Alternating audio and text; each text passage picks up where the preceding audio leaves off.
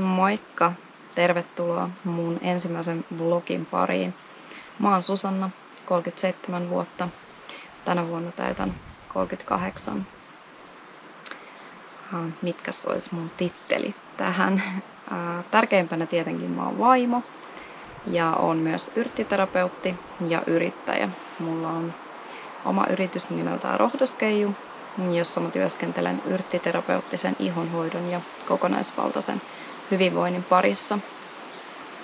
Tällä hetkellä asun Keski-Suomessa omakotitalossa metsän keskellä mun aviomiehen ja rescuekoira Papan kanssa. Tätä ennen asuttiin Pohjois-Karjalassa järven rannalla, mutta myytiin se postikorttimaisemapaikka, kun haluttiin vähän enemmän tilaa ympärille ja omaa rauhaa. Alun perin olen kotoisin Uudeltamaalta ja olen asunut myös hetken aikaa Teneriffan saarella. Nyt tosiaan ensimmäistä kesää asutaan täällä Keski-Suomessa ja hiljalleen laitellaan tätä paikkaa oman näköiseksi.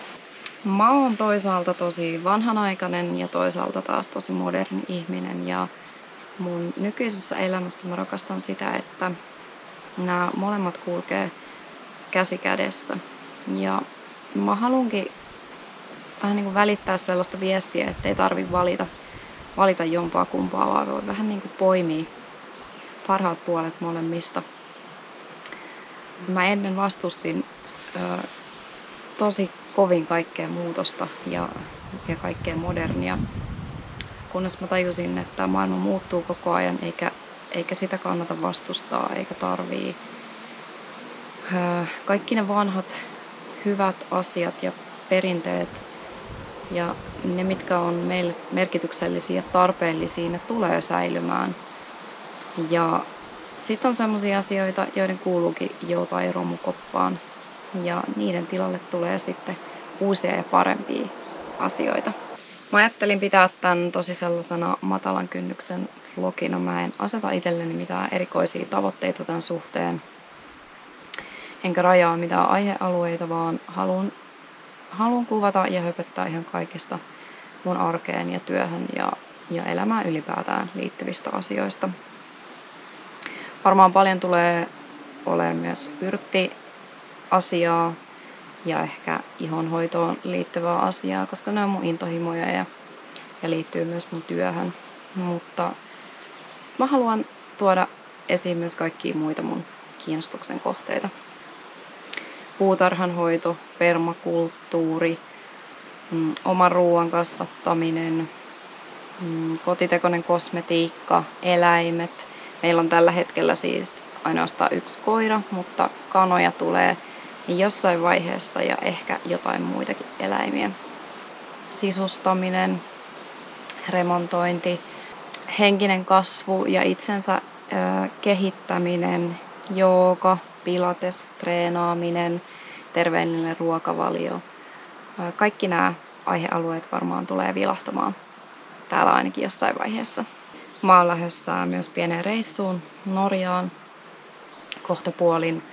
Oon superinnoissani, en ole koskaan käynyt Norjassa, oon pitkään halunnut sinne ja nyt lähdetään retkeilyautolla vähän reissaamaan. Niin sieltä varmaan tulossa myös jotain videoa sitten ensi kuun puolella.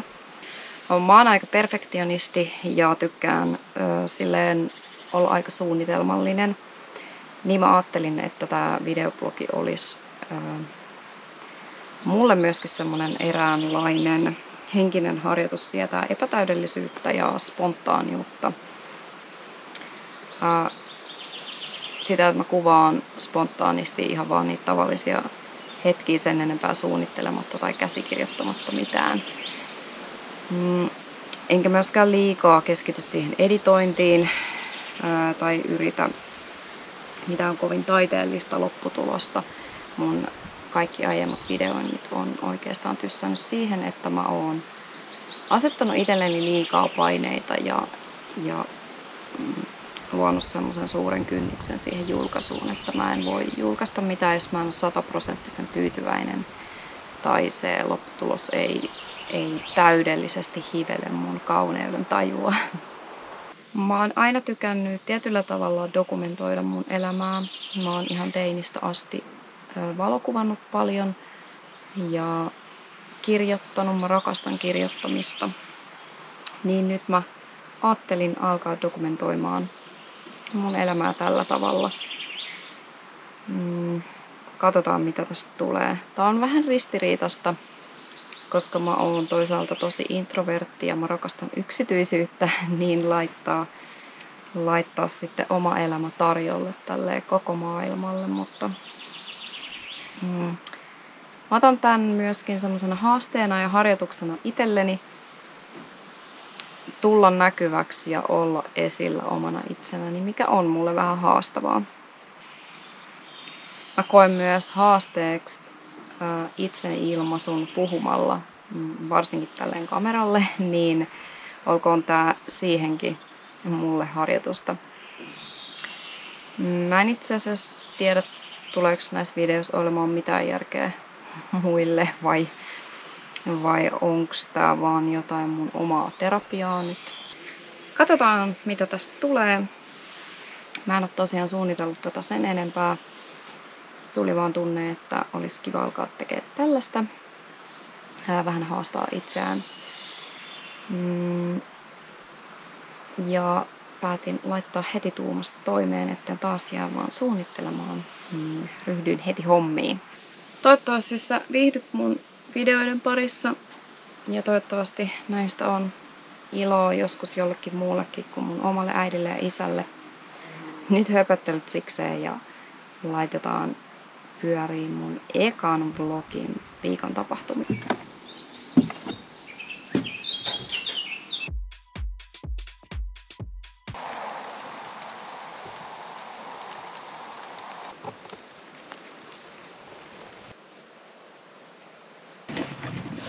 Mä oon tässä autossa kotipihalla. Tultiin just rekotilausta hakemasta.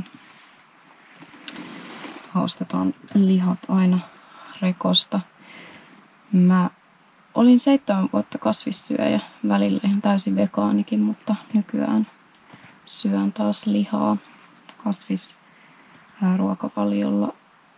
Mä en oikein voinut kauhean hyvin tai se ei riittänyt mulle. Niin nykyään syön taas lihaa, yritän hakea mahdollisimman paljon tuolta rekosta pieniltä lähituottajilta. Mulla on haaveena, että joskus mä kasvattaisin täällä kotona lihakaneja niin kuin oman perheen ravinnoksi, mutta vielä se tuntuu vähän haastavalta ja ei tunnu kauhean hyvältä se toisen hengen riistäminen omaksi ravinnoksi. Mutta ei sen kuulukaan tuntuu hyvältä, pahaltahan sen kuuluisikin tuntuu joka kerta. Mutta mä oon sitä mieltä, että jos lihaa syö, niin sit se pitäisi pystyä kyllä tekemään itse. Toivottavasti tulevaisuudessa sitten niitä lihakaneja saan ja pystyn vielä eettisemmin hankkimaan sen liharavinnon. Nyt mä lähden pihahommiin.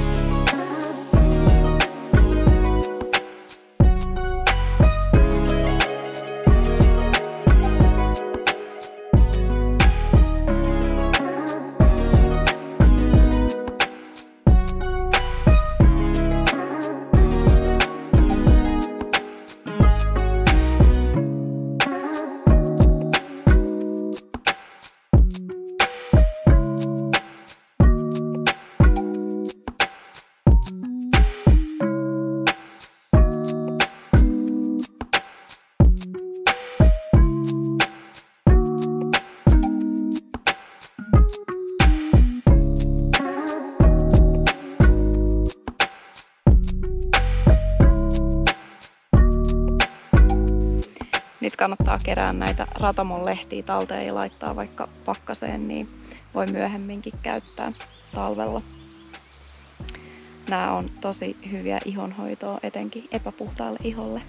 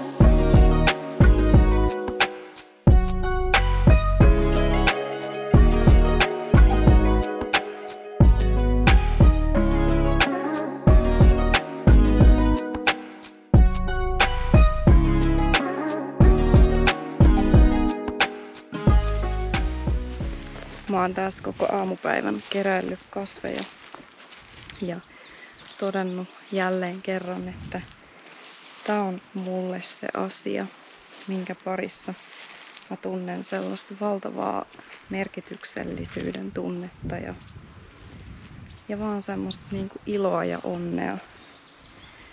Ja mä toivon tosi kovasti, että jokaisella ihmisellä olisi elämässään joku sellainen asia, oli se sitten ihan mikä tahansa, mutta minkä pariin voisi aina palata ja tietäisi, että on joku semmoinen asia, joka kerta tuo sitä iloa ja merkityksellisyyttä omaan elämään.